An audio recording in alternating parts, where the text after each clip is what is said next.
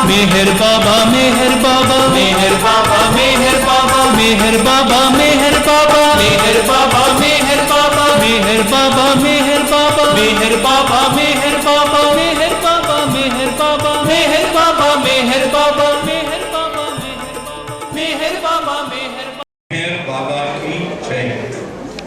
अवतार मेहर बाबा की जय।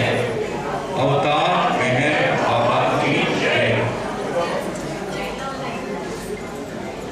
అందరూ సిద్ధంగా ఉంటే నేను 4 మాటలు మాట్లాడతాను.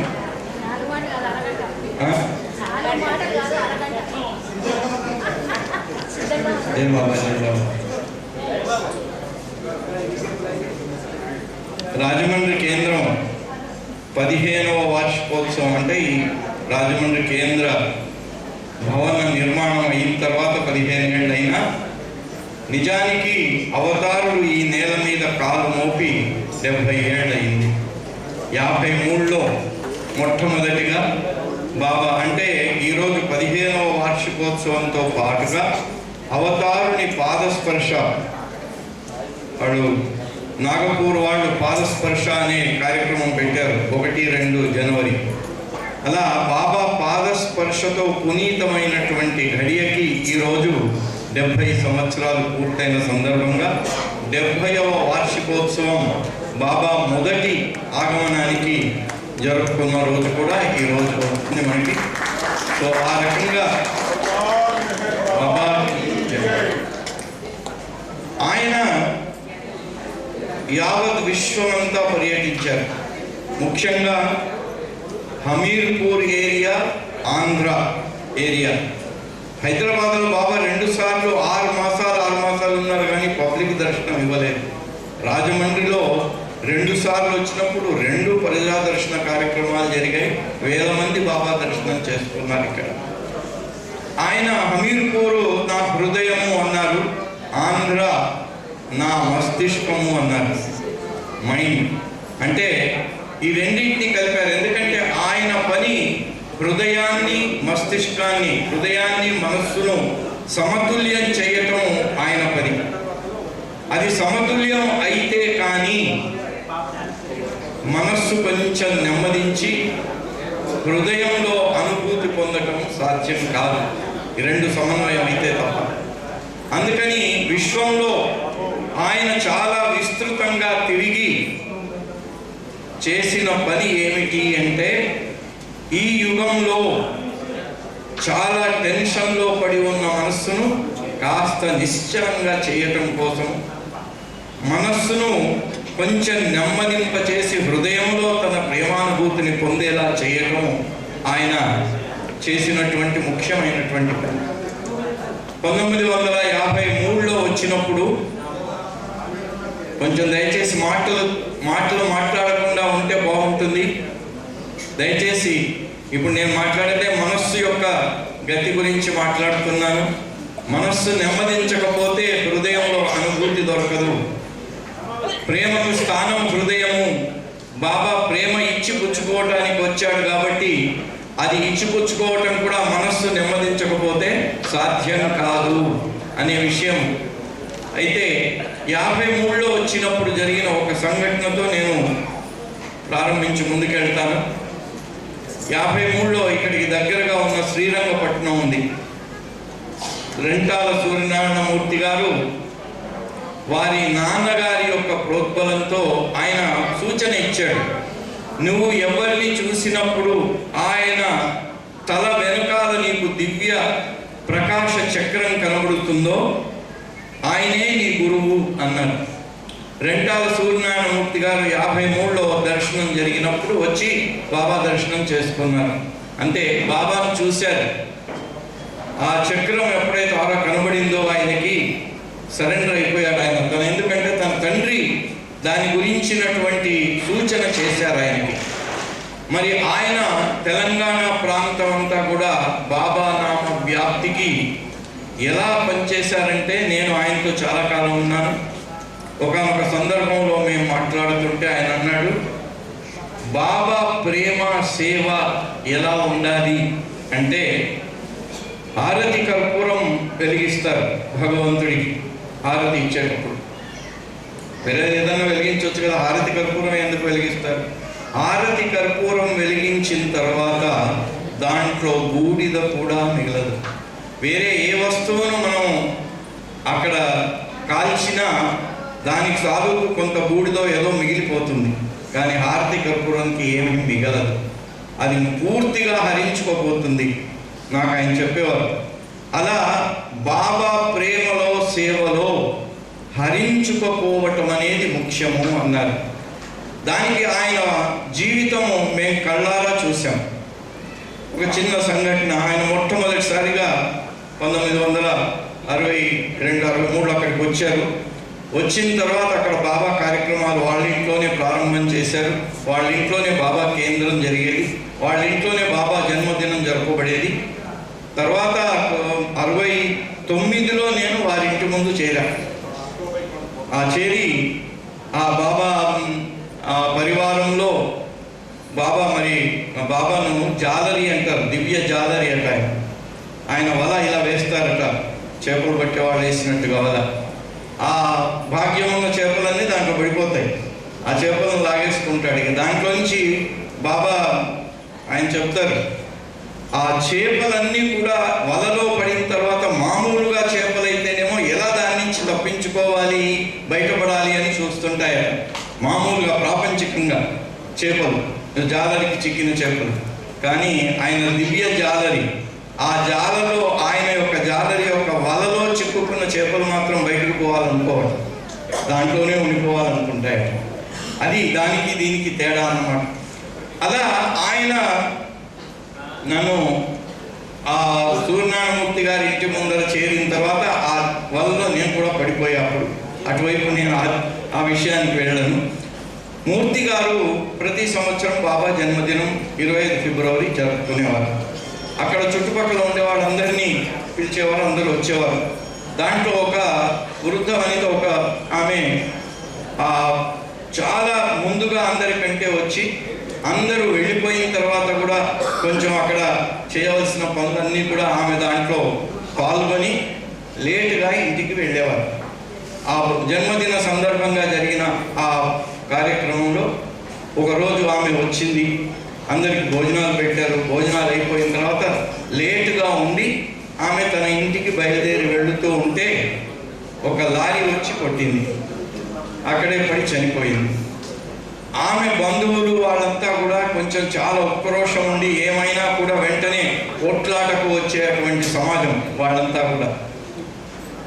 అయితే ఆమె చనిపోయింది, హాస్పిటల్లో వెళ్ళి చూసి వచ్చారు సూర్యనారాయణమూర్తి గారు.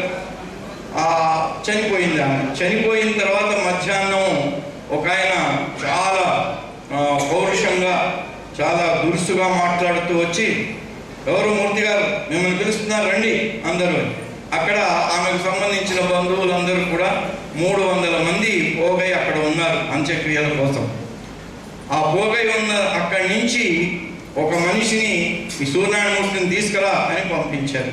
నేను షార్ట్గా చెప్తాను, అది అంత డీటెయిల్గా పోకుండా. అయితే బాబా ప్రేమికులందరూ కూడా చెప్పారు, సార్ మీరు పోకండి, పోతే అక్కడంతా వాళ్ళు దౌర్జన్యం చేస్తారు, వాళ్ళు మిమ్మల్ని కొట్టినా కొట్టవచ్చు, అక్కడ ఏం జరుగుతుందో తెలియదు, మీరు ఒక్కరు మాత్రం పోవద్దు అన్నారు. ఆయన ఉన్నారు, వెనకాల ఆయన ఉన్నాడు, నాకేం భయం అన్నాడు. ఏమి భయము ఏమి పొదువ, ఆయన అండగా ఉండగా అని వెళ్ళిపోయాడు. ఆయన వెళ్ళిపోగానే అక్కడ సీన్ ఎలా ఉందంటే అందరూ తలొక మాట గొడవ, నువ్వెవరో కొత్త దేవుడిని తీసుకొచ్చావు, దానివల్ల ఈమె చనిపోయింది, ఇప్పుడు ఆమె మీ కొత్త దేవుడిని నిజంగా దేవుడైతే ఆమెను బ్రతికిస్తావా, ఏం చేయమంటావు నిన్ను అని దౌర్జన్యంగా మాట్లాడితే ఇంకొకళ్ళు అయితే భయపడిపోయేవాడు. ఆయన ఏం భయపడలేదు, అందరినీ మాట్లాడనిచ్చారు.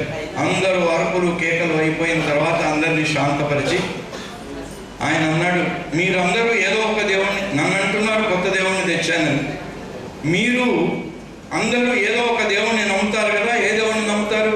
రాముడు, జై శ్రీరామ్, రాముని నమ్ముతాము. ఓహో కరెక్ట్, రాముని నమ్ముతారు కదా, మీకు రామాయణం తెలుసు కదా.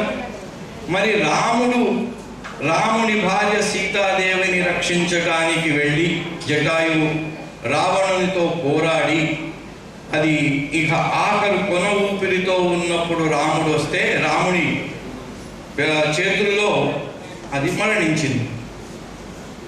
రాముడు మరి ఎందుకు దాన్ని రక్షించడానికి మళ్ళీ ఎందుకు ప్రాణం ఇవ్వలేదు? మీరందరూ నన్ను అడుగుతున్నారు కదా, ఇప్పుడు ఆమెకు ప్రాణాలు ఇచ్చి ఆమెను బ్రతికించమని అడుగుతున్నారు. మరి జటాయువు ఆ రోజు మీ రాముడి చేతుల్లో చనిపోయింది కదా, ఎందుకు రాముడు జటాయువును మళ్ళీ బ్రతికించలేదు తెలుసా మీకు? సైలెంట్, అందరూ సైలెంట్ అయిపోయారు ఈ మాటతో. ఎందుకంటే జటాయువుకు ఆయన మోక్షం ఇచ్చారు. మళ్ళీ జనన మరణాలు అనేటువంటి చక్రంలోకి వచ్చే పని లేకుండా ప్రతి జీవి, ప్రతి మానవుడు దేన్ని కోరుకుంటాడో ఆ ఉత్తమమైనటువంటి గమ్యాన్ని ప్రసాదించాడు రాముడు. జటాయువు కూడా అదే కోరుకుంది అని చెప్పి ఆయన అన్నాడు, మీకు తెలియదు, మీరు ఇంతమంది ఆమెకు సంబంధించిన వాళ్ళని వచ్చారు కదా, మీకు తెలుసా ఆమె విషయం? ఆమె నాకు 3 రోజుల ముందు వచ్చి చెప్పింది, నాకు కల వచ్చింది సార్, కలలో ఆమె నాకు భగవంతుడు ఒక విమానాన్ని పంపించారు, ఆ విమానంలో నన్ను తీసుకురమ్మని, ఆ బంగారు వన్నెతో ఆ విమానం వచ్చింది, ఆ విమానంలో నన్ను ఎక్కించి తీసుకోపోతున్నట్టు కల వచ్చింది, ఆ కలల విమానంలో ఎక్కి నేను వెళ్ళిపోతున్నాను, నాకు తెలివి వచ్చేసింది, దీని అర్థం ఏంటి సార్ అని అడిగింది ఆమె. అంటే నీకు భగవంతుడు ఆ మోక్షాన్ని ప్రసాదించడానికి ఉన్నాడు అనే విషయం విదితమవుతుంది అని నేను ఆమెకు చెప్పాను. అది వాస్తవంగా ఆమెకు కళలో స్వప్న రూపకంగా భగవంతుడు ఆమెకు ఏమి ఇవ్వబోతున్నాడు, ఏ భగవంతుడు? నేను కొత్త దేవుని అన్నారు కదా, ఆ మెహర్ బాబానే ఆమెకు కళలో కనబడి ఈ రకమైనటువంటి అభయం ఇచ్చాడు. ఇప్పుడు ఆమె నా మోక్షం పొందమంటారా, మళ్ళీ ఆమెకు ప్రాణం కావాలంటారా చెప్పండి అన్నారు. ఏముంటుంది ఇంకా వాళ్ళలో ఏమన్నా ఎవరు మాట్లాడేటువంటి జవాబు ఉంటుందా? అందరూ ఇదైపోయి ఒకటేసారి దాంట్లోంచి ఎవరో ఒకళ్ళకి అది నిజంగా ఇది సముచితం అనిపించి అవతార్ మెహర్ బాబాకి జై అన్నాడు. 300 మంది దౌర్జన్యపరంగా సమావేశమైన వాళ్ళందరూ కూడా అవతార్ మెహర్ బాబాకి జై, అవతార్ మెహర్ బాబాకి జై అనే నినాదాలతో ఆమె ఆ శవాన్ని తీసుకెళ్ళి అంత్యక్రియలకు తీసుకెళ్ళారు. విశ్వాసము, ప్రేమ అంటే అలా ఉండాలి, దాంట్లో నో కాంప్రమైజ్ అన్నారు బాబా. ప్రేమలో, విశ్వాసంలో కాంప్రమైజ్ లేదు. దాన్ని బాబా ఇక్కడ ఈ రాజమండ్రిలోనే బాబా ఇచ్చినటువంటి సమాధానం. ఎందుకంటే మనం ఇవాళ పొద్దున గురుకులం వెళ్ళి చూసి వచ్చాం. ఆ గురుకులంలో బాబా అందరికీ దర్శనం ఇచ్చారు. దర్శనం ఇచ్చిన తర్వాత బుల్లయ్య, తెన్నేటి బుల్లయ్య అని ఆయన ప్రిన్సిపాల్ అక్కడ, ఆ కమిటీ ప్రెసిడెంట్ ఒక ఆయన ఉన్నాడు, ఆయన వచ్చాడు, బాబాను దర్శనం చేసుకున్నాడు. ఆయన భార్య రాలేదు. ఈ బుల్లయ్య వచ్చి ఎందుకు మరి ఆయనకు ఎందుకు బుద్ధి పుట్టిందో బాబాకు అవి చెప్పాల్సిన అవసరం లేదు, కానీ వచ్చేసి బాబా మా ప్రెసిడెంట్ గారి భార్య ఆరోగ్యం బాగాలేదు, ఆమె రావాలనుకున్నా రాలేకపోయింది మీ దర్శనానికి అన్నారు. నిజానికి ఆమెకు బాబా అంటే విశ్వాసం లేదు. అలా రాకపోయిన దాన్ని ఈయన సర్ది చెప్పడానికి ప్రయత్నం చేశాడు బుల్లయ్య గారు.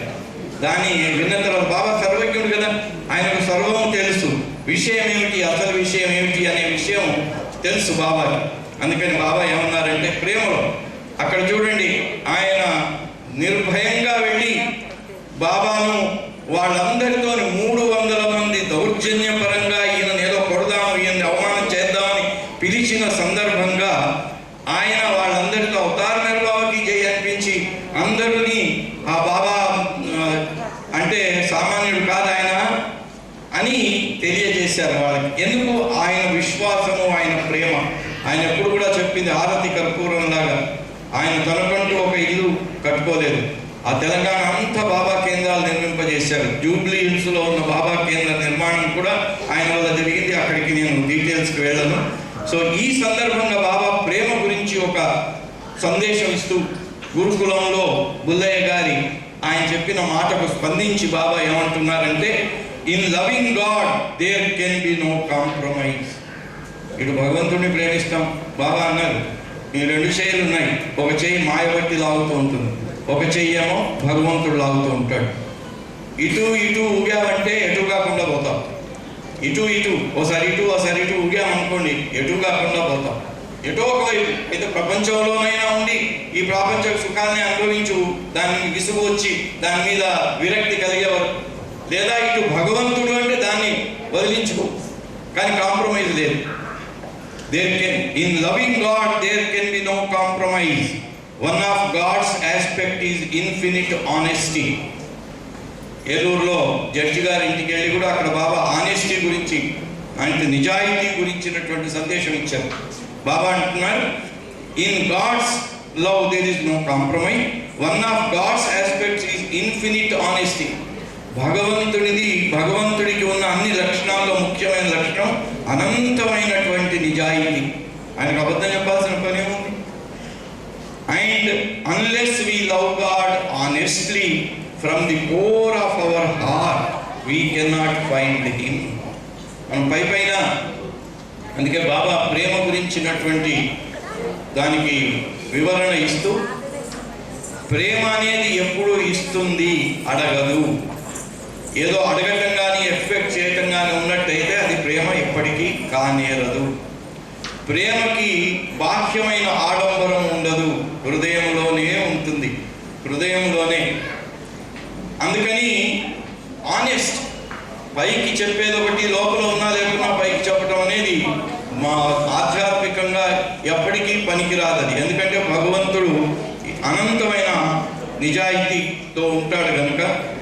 We love God honestly from the core of our heart. మనం హృదయపు లోతుల నుంచి నిజంగా ప్రేమను అనుభవించకపోతే we cannot find him. మనం ఆయన పొందలేము. పైకి మనం ఎన్ని గంటలు వేసినా, ఎన్ని చేసినా, మనం ఎంత పైకి షో పుటప్ చేసుకున్నా, బాబా ఇక్కడ వర్కర్స్ మీటింగ్ అయిన తర్వాత అదే అన్నారు, లవ్ మీ, నన్ను ప్రేమించండి. Even if you cannot love, ఒకవేళ నువ్వు ప్రేమించలేకపోతే కనీసం షో అయినా చేయకు. ప్రేమ ఉన్నవాడిలాగా షో మాత్రం పుటప్ చేయకురా నాయన. ప్రేమించకపోతే నా వల్ల అవటం లేదని చెప్పు. కానీ ప్రేమించడం లేకపోగా పైనుంచి నేను మహా గొప్ప ప్రేమికుడిని అనేటువంటి షో మాత్రం పుటప్ చేయకు. ఎందుకంటే దానివల్ల దొంగ సాధువులు, దొంగ గురువులు, దొంగ బాబాల వల్ల మోసపోయినట్టు అందరూ మోసపోవాల్సిన అవసరం వస్తుంది. Reading, theorizing, reasoning, thinking lead nowhere. చదవటం, అన్ని రకాలైనటువంటి థ్యూరీ అంటే కేవలం సిద్ధాంతపరంగా తెలుసుకోవటము, ఇదంతా కూడా దీనివల్ల మనం ముందుకు ఎదగలేము ఆధ్యాత్మిక పరంగా. కానీ అవి మనకు హెల్ప్ చేస్తాయి. బాబా సాహిత్యం చదవటం వల్ల, దాని గురించి తెలుసుకోవటం వల్ల, డిస్కస్ చేయటం వల్ల మనకు నిజమైనటువంటి ప్రేమ హృదయంలో పుట్టే అవకాశాన్ని కల్పిస్తాయి. కానీ అవి మనం ఎక్కడికి తీసుకెళ్ళలేము. ఒక చెడిపోయిన కారులో కూర్చొని స్టీరింగ్ పట్టుకొని పిల్లలు ఇలా తిప్పి ఇచ్చేస్తూ ఉంటారు, వాళ్ళకి అది సంతోషం. కానీ పెద్దవాళ్ళు దాంట్లో కూర్చొని స్టీరింగ్ తిప్పుకుంటే అది ముందుకు వెళ్తుందా, వెళ్ళదు. అలాంటిది ఇవన్నీ కూడా. And finds one self in God love, and in love one loses everything. ప్రేమలో అన్నిటినీ వదులుకుంటే, ప్రేమకు ఏదైతే అడ్డంకుగా ఉంటుందో, అక్కడ ఆయన ఆ రోజు సూర్యనారాయణమూర్తి గారు భయపడి వెళ్ళిపోకుండా ఉంటే అక్కడ మరి అంతమందిలో మెహర్ బాబా యొక్క దివ్యత్వాన్ని చాటి చెప్పే అవకాశం వచ్చేది కాదు. అందుకనే ఆయన భయాన్ని లేకుండా, ఏది లేకుండా, ఫైండ్స్ లూజెస్ ఎవ్రీథింగ్, ప్రేమలో అన్నిటినీ పోగొట్టుకోవాలి, ఏది లేకుండా ఉండాలి. అప్పుడే ఆ ప్రేమలో మనం నిజంగా ఆయన్ని పొందగలము, భగవంతుడిని పొందగలము. But we have to lose our self. We are and we have to lose ourselves. We are to die and live eternally. ప్రేమలో, ప్రేమ అంటే మామూలు విషయం కాదు. ఈ విషయంలో నాకు బాపిరాజు గారు జ్ఞాపకం వస్తుంటారు. బందేలి బాపిరాజు గారు చాలా ప్రోగ్రాంలో వెళ్ళినప్పుడు ఆయన ఒకటి చాలా నిర్ద్వంద్వంగా చెప్తూ ఉండేవారు. ఎందుకంటే ఆయనకు బాబా దగ్గర ఎంత స్వాతంత్రం ఉండిందంటే, బాబా ఆయన దగ్గరికి పూనాలో వెళ్ళిన తర్వాత బాబా ఆయన వైపు చూసి, ఏంటి నీ భోజనం కూడా నేనే చూసుకోవాలా అన్నాడు. భోజనం కాదు బాబా, శ్వాస లోపలికి తీసుకోవటం, బయటికి వదలటం, ఈ శ్వాస కూడా నువ్వే చూసుకోవాలన్నాడు. అంత స్వాతంత్రం బందేలి బాపిరాజు గారు. సో ప్రేమలో అంత స్వాతంత్రం ఉంటుంది, ప్రేమలో భయం లేదు. ప్రేమలో ప్రియతముడికి ప్రేమికుడికి అసలు భయం అన్న మాటే లేదు. భయం ఉంటే అక్కడ ప్రేమ కానే కాదు, భయం కూడా ప్రేమలో ఉండటానికి వీల్లేదు. బాబా ఇక్కడ ఈ రాజమండ్రిలో ఆ రోజున ఈ సందేశంతో పాటుగా ఇంకొక సందేశం ఇచ్చారు. ఆ సందేశం చదివి ఒక ఇన్సిడెంట్ చెప్పి నేను ముగించేస్తాను. If instead of erecting churches, fire temples, mandirs and mosque, people were to establish the house of God in their beloved God, for their beloved God, my work will have been done. మరి వాళ్ళు చూస్తున్నాం మనం, ప్రతి ఊర్లో, ప్రతి వాడలో, ప్రతి వీధిలో కొత్త కొత్త దేవాలయాలు వస్తున్నాయి. ఆ కొత్త కొత్త దేవాలయాలు రోజుకోటి వస్తున్నాయి, పూజలు పెరుగుతున్నాయి. ఒకసారి మేము తెనాలిలో ఎక్కడో ప్రోగ్రాం పెట్టాము. శివ చనిపోయాడు, గుంటూరులో ఉండేవాడు. ఆయన పెట్టినప్పుడు ఆ ప్రోగ్రాంకి వెళితే ఒక ఆయన ఎవరో కొంచెం నాస్తిక భావాలు ఉన్నాయన నన్ను అడిగాడు, సార్ రోజు రోజుకు దేవాలయాలు పెరుగుతున్నాయి, పూజలు పెరుగుతున్నాయి, మరి దాని సమానంగా పుణ్యం పెరిగితే ఈ రోజున ఉన్న మానవులందరూ కూడా శాంతి సౌఖ్యాలతో హాయిగా ఉండాలి కదా, మరి ఈరోజు హింస, ద్వేషము, మోసము దీంతో కొట్టుముట్టాడుతున్నారు ప్రపంచంలో ప్రజలంతా. మరి ఇది ఎట్లా సార్? ఒక పక్కనేమో గుళ్ళు పూజలు పెరుగుతున్నాయి, ఒక పక్క ఇది పెరుగుతున్నాయి. అంటే ఇందాక నేను చెప్పినట్టుగా ఇది ప్రేమ అనేది పైన ఉన్నంత వరకు దాని ప్రభావం, దాని ఎఫెక్ట్ ఉండదు. లోపల నుంచి ఉండాలి, సహజంగా ఉండాలి, భయంతో కాదు, ప్రేమతో ఉండాలి. అందుకని బాబా అంటున్నారు, ఈ మందిరాలు, చర్చిలు ఇవన్నీ కూడా నిర్మించటానికి బదులుగా ఎవరైనా కూడా హృదయంలో భగవంతుని కోసం నిజమైన ఆలయం నిర్మించుకున్నట్టయితే నేను నా పని, my work will have been done, ఇక్కడికి మీ మధ్యకు నేను వచ్చినటువంటి నా పని నెరవేరినట్లే. ఏది? బయట ఆలయాలు కాకుండా హృదయంలో భగవంతుని యొక్క ఆలయం నిర్మించినట్లయితే. బాబా ఒక సందర్భంగా అన్టచబిలిటీ గురించి వచ్చినట్టు చెప్పారు. రియల్ అన్టచబుల్ ఎవరు? ఎవరైతే హృదయంలో ఉన్న భగవంతుణ్ణి ఆ లోపలికి వెళ్ళి దర్శించలేరో వాళ్ళు అస్పృశ్యులు అన్నారు బాబా. ఎందుకు? వాడి హృదయంలోనే నేనున్నాను, ప్రతి హృదయంలో నేనున్నాను. హృదయంలో ఉన్న నన్నే దర్శించుకోలేని వాళ్ళు నిజమైన అస్పృశ్యులు అన్నారు. If instead of performing ceremonies and rituals mechanically as age old custom, people were to serve their fellow beings with the selflessness of love. Selflessness of love. ప్రేమలో స్వార్థం అనేది ఉండదు. స్వార్థం ఉంది అంటే కూడా ప్రేమ రాహిత్యమే అక్కడ.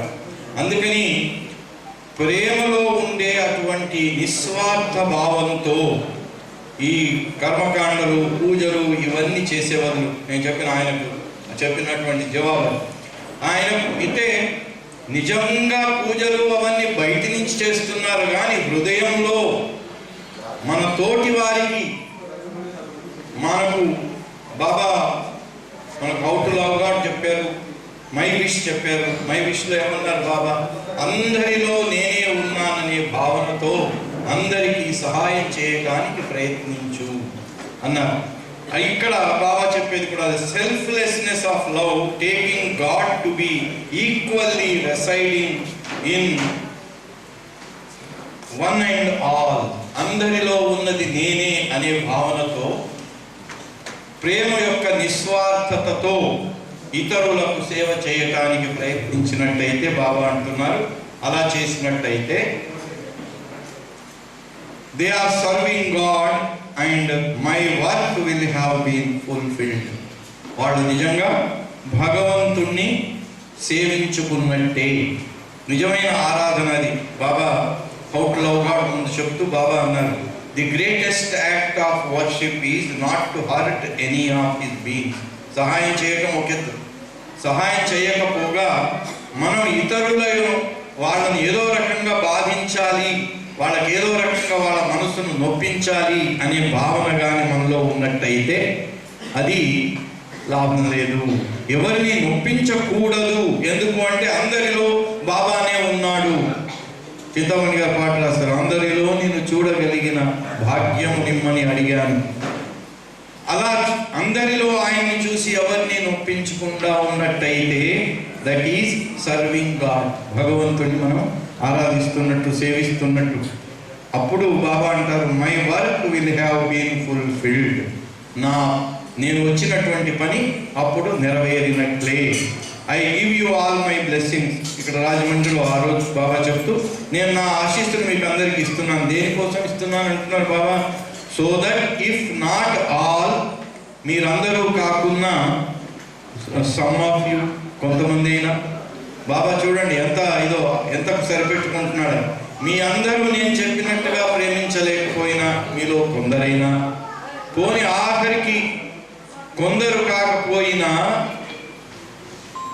One of you could love God, మీ అందరిలో ఏ ఒక్కడైనా కూడా నేను ఆశించిన విధంగా, నన్ను ప్రేమించవలసిన విధంగా ప్రేమించినట్లయితే నేను వచ్చినటువంటి కార్యం నెరవేరుతుంది అని చెప్తూ, you could love God honestly and find me in every one and every thing.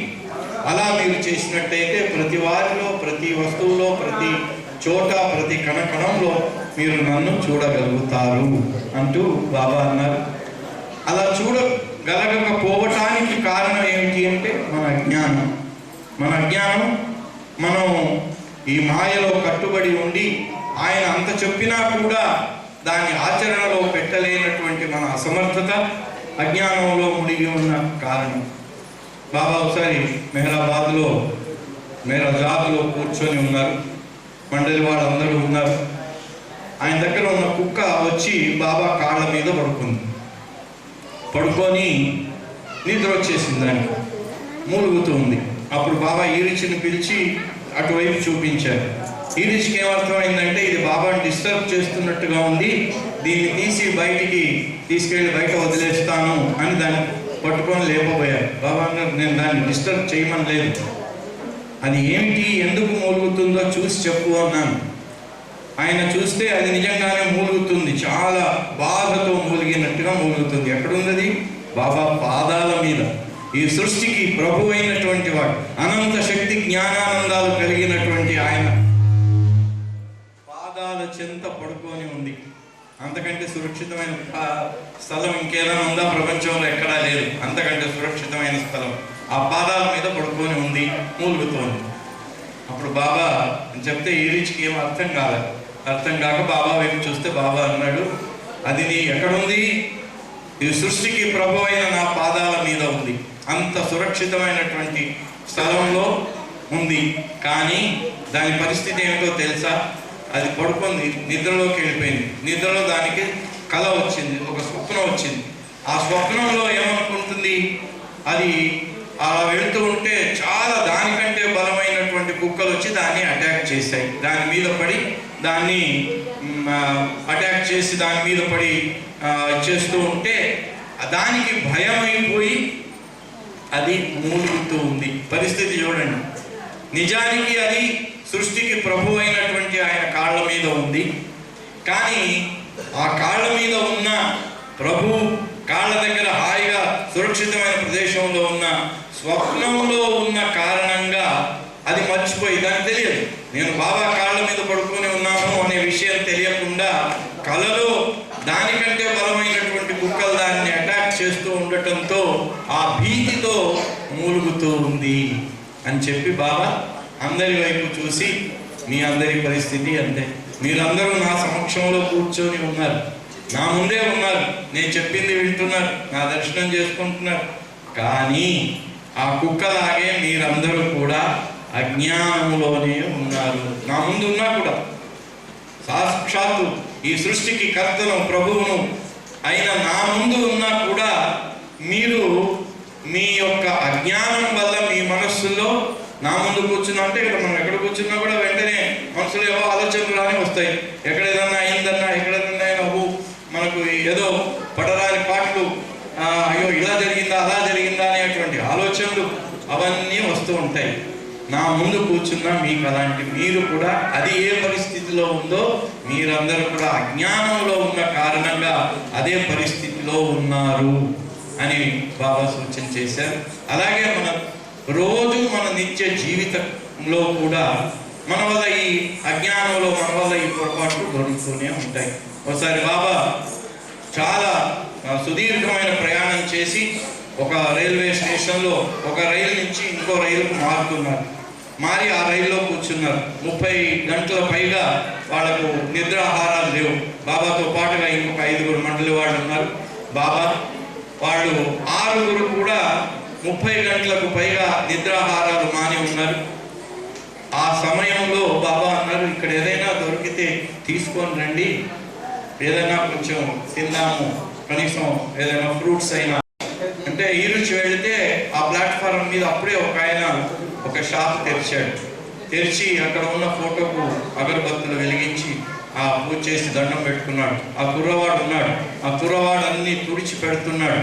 ఈ రుచి వెళ్ళి ఆ కుర్రవాడితో మాట్లాడి, మాకు ఒక 6 పళ్ళు కావాలి అంటే 6 పళ్ళు ఒక్కొక్క దానికి 1 అణ, 6 పళ్ళకు 6 అణాలు అన్నారు. ఈ రుచి అన్నాడు, 6 తీసుకుంటున్నాం కదా, ఒకసారి 5 అణాలకు ఇవ్వచ్చు కదా, ఇవ్వు అన్నాడు. ముందు కాదన్నాడు. ఈ రుచి కొంచెం ప్రోద్బలం చేసి వాడిని కొంచెం బలవంతం చేస్తే సరే అన్నాడు. 5 పళ్ళు ఇచ్చేసాడు, 5 అణాలు తీసుకున్నాడు. ఈ రుచి వెళ్ళాడు, బాబా చేతిలో ఒకటి, మిగిలిన వాళ్ళందరికీ ఒక్కొక్కటి ఇచ్చారు. ఇచ్చిన తర్వాత అతను ఆ షాప్ యజమాని పూజ అయిపోయింది. అప్పుడు వచ్చేసి ఆయన దెబ్బలాడుతున్నాడు ఈ రుచితోని, ఇవి మా దగ్గర బేరం ఉండదు, 6 అణాలంటే 6 అణాలే, నువ్వైతే ఇంకొక అణ ఇచ్చేయి, లేకపోతే ఆ పళ్ళని మాకు రిటర్న్ ఇచ్చేయి అన్నాడు. అంటే బాబా కనబడకుండా సంజ్ఞ చేశాడు ఈ రుచికి. ఏదైనా ఆయన కొంచెం ఒప్పించి సరే అని ఒప్పించి వెళ్ళిపోయేలా ప్రయత్నించు అన్నాడు. ఈ రుచి ఎంత ప్రయత్నించినా అతను ఒప్పుకోలేదు.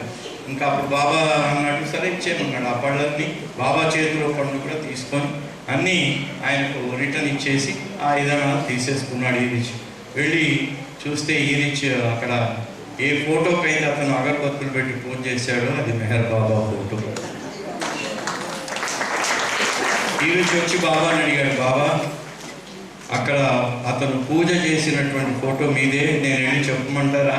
ఆ మెహర్ బాబా చేతిలోంచే పండు వెనక్కి తీసుకున్నావు నాయన, నువ్వు కొంచెం అలా చెప్పావంటే ఉన్న పళ్ళని తెచ్చి నా కాళ్ళ దగ్గర పెట్టి ఏడుస్తాడు వాడికి ఈ సమయానికి వాడికి ప్రాప్తం అంతే. ఎందుకు అంటే వాడికి అంతే ఎందుకు ఇక్కడ మనం ప్రతి ఒక్కరిలో ప్రతి వారిలో బాబాను చూడగలిగితే అలాంటి అజ్ఞానంలో పడవు.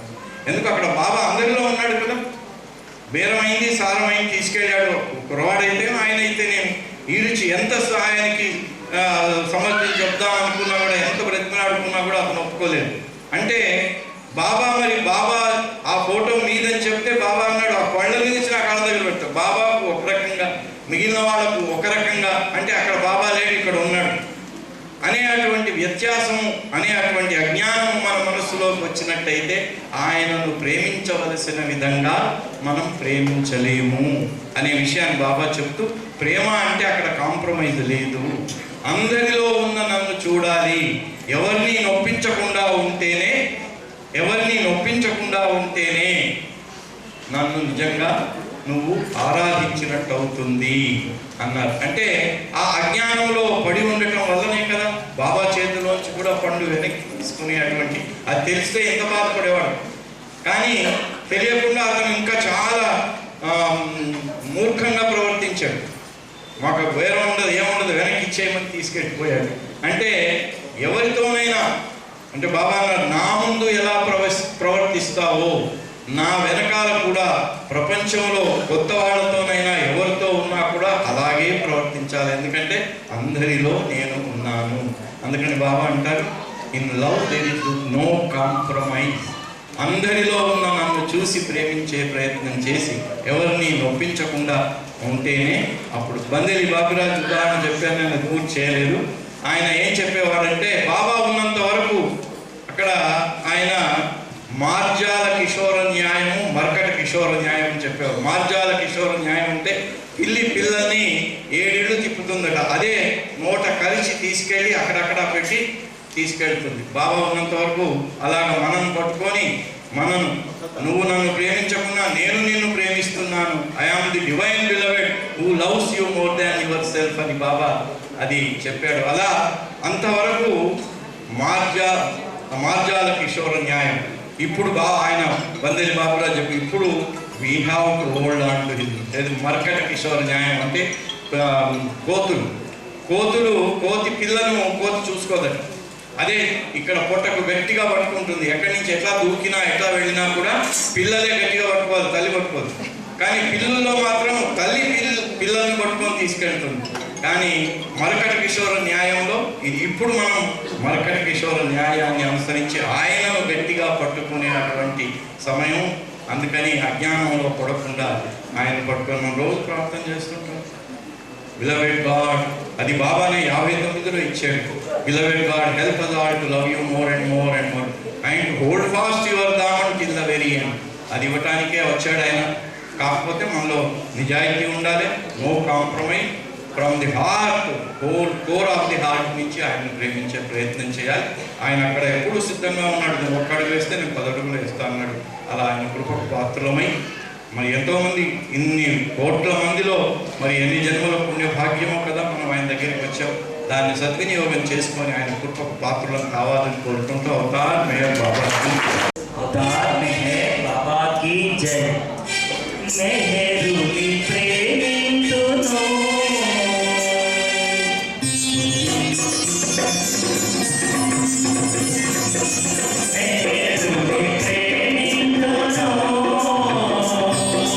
నా ప్రేమ జ్యోతిని ఆ ప్రేమ జ్యోతిని పావన గాతుని పరమ పవిత్రుని మెహరుని ప్రేమింతును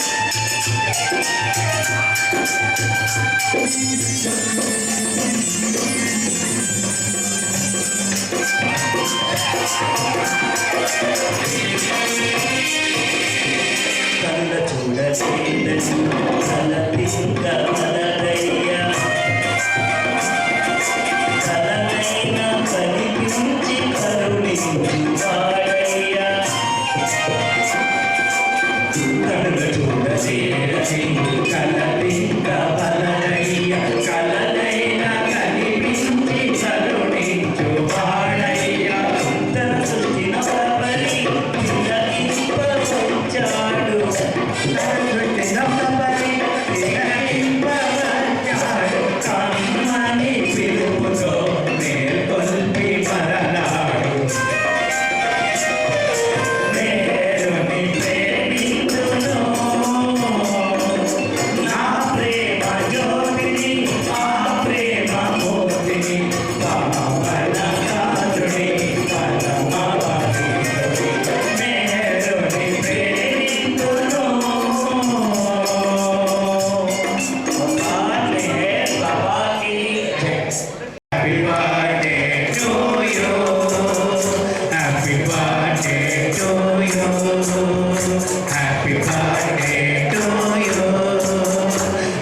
birthday to you dear Subrahmanyam. Happy birthday to you. Claps ద్వారా మీ శుభాశీస్సుల్ని సుబ్రహ్మణ్యం అందజేయండి. జై బాబా. సుబ్రహ్మణ్యం మరి పుట్టినరోజు ఎలాగా బాబా సమక్షంలో గిరివిగా జరుపుకోండి అక్కడ చేస్తున్నాం.